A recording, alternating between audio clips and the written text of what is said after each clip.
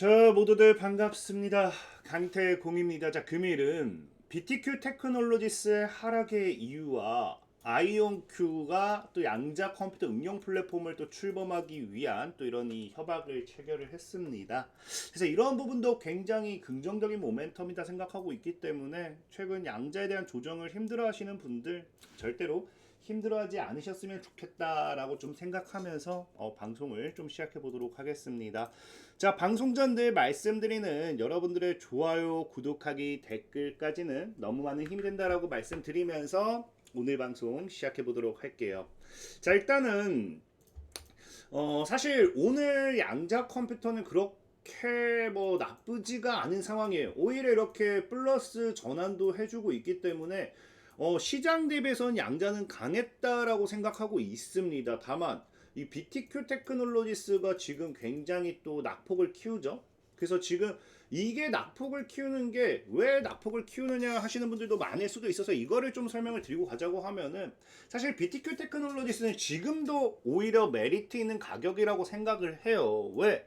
제가 전에부터 얘기했지만 제가 애초에 BTQ 테크놀로지스를 추천드렸던 가격은 이렇게 조정이 오면 3에서 5달러라고 분명하게 말씀을 드렸었잖아요. 3에서 5달러 말씀을 드렸고, 지금 이제 드디어 BTQ 테크놀로지스가 뭐하고 있다? 강한 상승 뒤로 제가 원했던 조정 구간에 오고 있다라는 거예요. 그래서 이 구간에서는 사실은 저는 정말로 베스트적인 가격대이기 때문에 차라리 이 구간이 걱정이 돼야 되나 싶기도 하고 있고요. 그리고 최근에 BTQ 테크놀로지스가 왜 이렇게 무너지나요?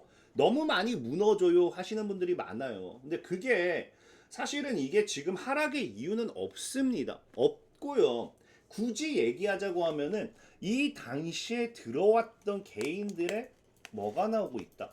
손절이 지금 최근 들어서 급격하게 나오고 있다라는 거예요. 왜? 지금 보면 알겠지만 BTQ 테크놀로지스 같은 경우는 이게 보유자를 보면 아시듯이 지금 내부자가 보유한 주식이 지금 43%. 그리고 기관이 보유한 주식이 7%입니다. 심지어 여기서 기관이 보유한 주식 중에서도 유통되는 거는 고작 13%밖에 안 돼요. 그러니까 지금 한마디로 거의 50%는 지금 잠겼다. 그냥 매매가 불가능한, 거래가 안 된다라는 거겠죠. 유통이 안 된다. 그리고 제가 전에도 얘기했지만 이런 게 있다라고 하면은 내부자가 보유한 주식이 많을수록 우리나라도 그렇고 해외도 그렇고 뭐 한다 했습니까? 나만 들고 있는 게 아니라 분명히 주변 사람들을 통해서도 들고 있는 게 있다라고 했죠. 그러면 사실상 플러스 10% 정도는 더 추가를 해야 되는데, 그러니까 이 10%라는 게 전체 비중이겠죠. 그럼 한 55% 정도는 사실상은 뭐가 된다?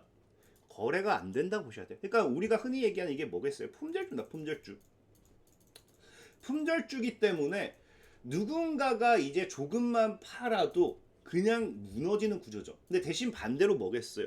품절주기 때문에 조금만 누군가가 사줘도 올라갈 수 있는 구조예요. 그러니까 지금 BTQ 테크놀로지스는 전형적인 양자에 대한 테마가 지금 줄어들고 있고요. 줄어드는 상황에서 품절주 성격을 가지고서 그대로 빠지는 섹터라는 거예요. 반대로 아이온큐는 보다시피 뭐합니까? 아이온큐는 내부자가 거의 없어요. 기관이 많이 들고 있지만 기관의 유통 주식 비율도 50%로 굉장히 많이 유통이 되죠. 그러니까 한마디로 뭐합니다? 거래가 계속해서 유동성을 공급을 받칠 수 있는 구조고, 아이온큐는. BTQ는 그냥 잠가놓은 물량이 너무 많기 때문에 유동성이 없이는 받치기 어렵다는 거죠. 그러니까 심지어 테마라도 있어야 누군가 들어와서 받쳐줄 건데 이 테마도 없고 오히려 이렇게 밀어주면은 누군가는 주워먹기 좋은 구조. 그게 지금 BTQ의 하락의 이유라는 거예요. 근데 사실 저는 그럼에도 양자 컴퓨터가 굉장히 나쁘지 않다 생각하는 게, 어제 같은 경우도 뉴욕 증시는 굉장히 안 좋았습니다. 안 좋았어요. 보면 알겠지만 마이크로소프트라든지 엔비디아라든지 이런 빅테크 기업들, 특히 소프트웨어 쪽으로 기업들은 다 폭락이 나왔어요. 그래서 어제 뉴욕 증시의 시작은 지금 1%라고 하지만 최대폭으로 키우면 거의 약 3%까지 밀렸습니다. 필라델피아 반도체는 종가까지 끌어올린다고 하더라도 2%가 밀렸고요. 어제 같은 경우가 지금 어떤 이슈가 있었느냐?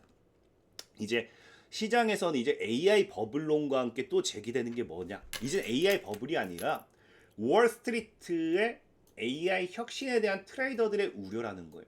그러니까 이게 뭐냐?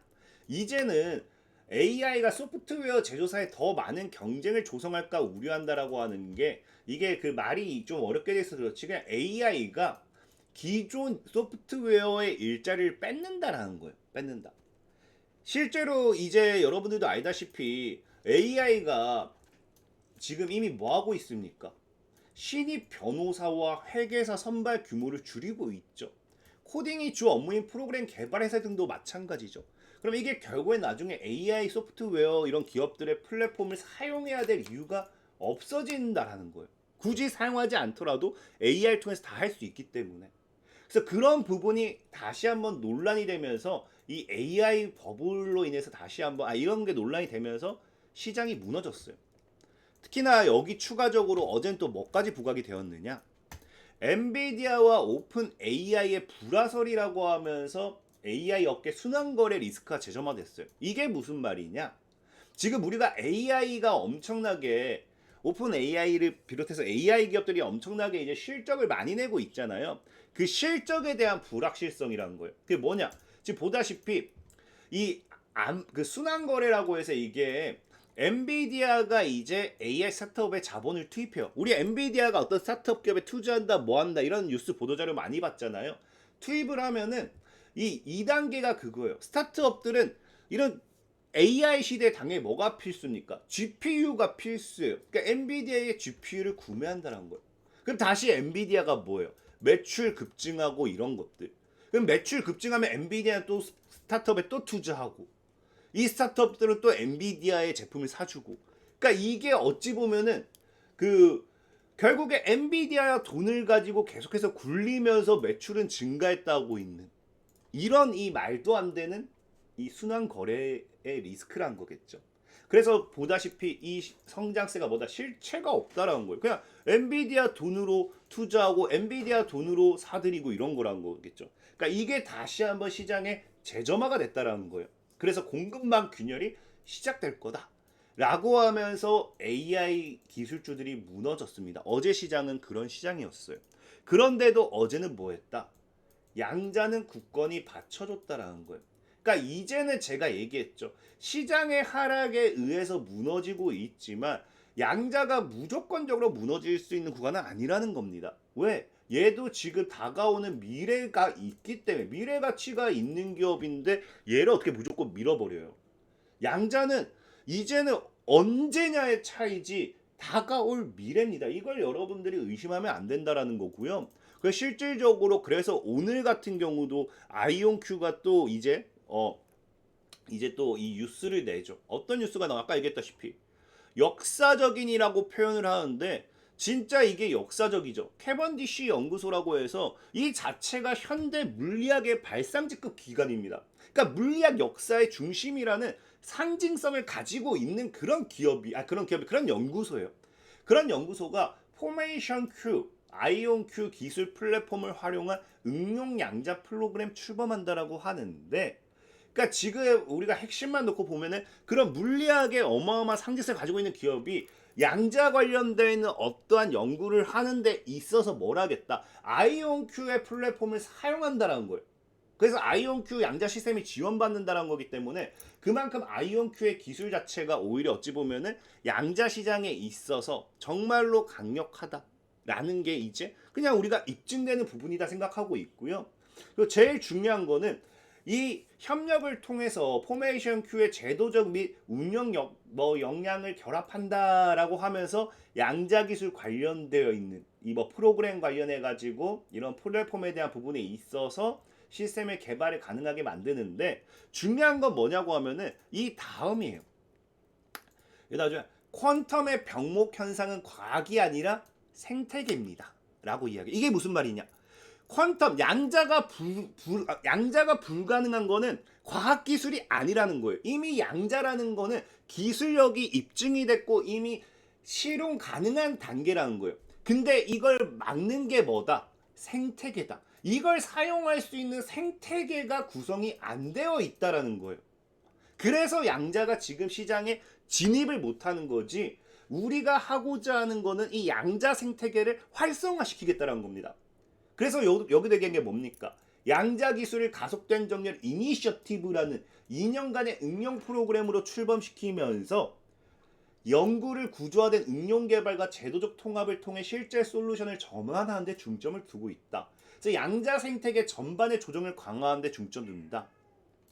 그래서 이 실험실을 넘어서 양자 컴퓨팅이 이제는 실험실 단계가 아니에요. 아이온큐의 양자 기술이 지금 이미 연구소에서 이제 사용이 된다는 거는 양자 기술 자체는 이미 실험실을 벗어났다라고 봐야 됩니다.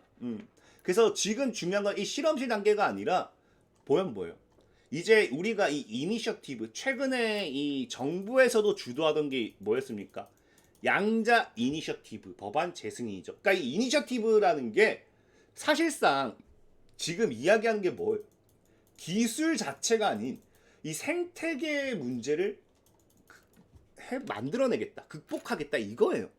그래서 미국 정부가 지금 하지 못하고 있기 때문에 이 법안을 만드는 이 정부가 아닌 구조를 민간과 학계가 먼저 실험적으로 우리가 만들어내겠다, 구현하겠다라는 선포입니다. 선포. 그러니까 정부에게 오히려 뭐다? 우리가 만들 테니까 너희는 밀기만 해라, 이런 느낌이겠죠. 그래서 지금 양자는 정말 모멘텀은 많아요. 늘 말했지만 시장이 양자를 무너뜨리는 이유는 그냥 간단해요. 뉴욕 증시 자체가 조정을 주고 있기 때문에. 이게 끝입니다. 이게 끝. 양자 시장의 악재는 한 일도 없다. 호재만 무한정인데 오히려 뉴욕 증시 자체 생각해보세요. 증시가 못 올라가는데 어떻게 양자가 증시를 견인하겠어요? 지금 증시를 견인한 건 AI들이었잖아요. 양자들이 그렇게 시가총액이 많지 않습니다. 뭐 작다라고도 못하겠지만 그래서 양자는 사실상에 지금은 테마주적 성격이 강하기 때문에 수급이 제대로 들어오기 전까지는 힘들 수밖에 없다. 하지만 이 조정 자체가 아름다운 조정이다라고 저는 이야기해요. 늘. 왜? 지금 오늘 같은 경우도 AI가 무너질 때 버텨냈잖아요. 그러니까 버텨낸다라는 거는 얘가 지금 어쨌든 이 시점에서 누군가는 주워먹고 있다라는 거예요. 그렇게 좀 판단하셨으면 좋겠다라고 말씀드리면서 오늘 방송 마무리하도록 하겠습니다. 자, 지금까지 강태공이었고요. 여러분들의 좋아요, 구독하기, 댓글까지는 너무나 많은 힘이 된다 말씀드리면서 자, 모두들 안녕.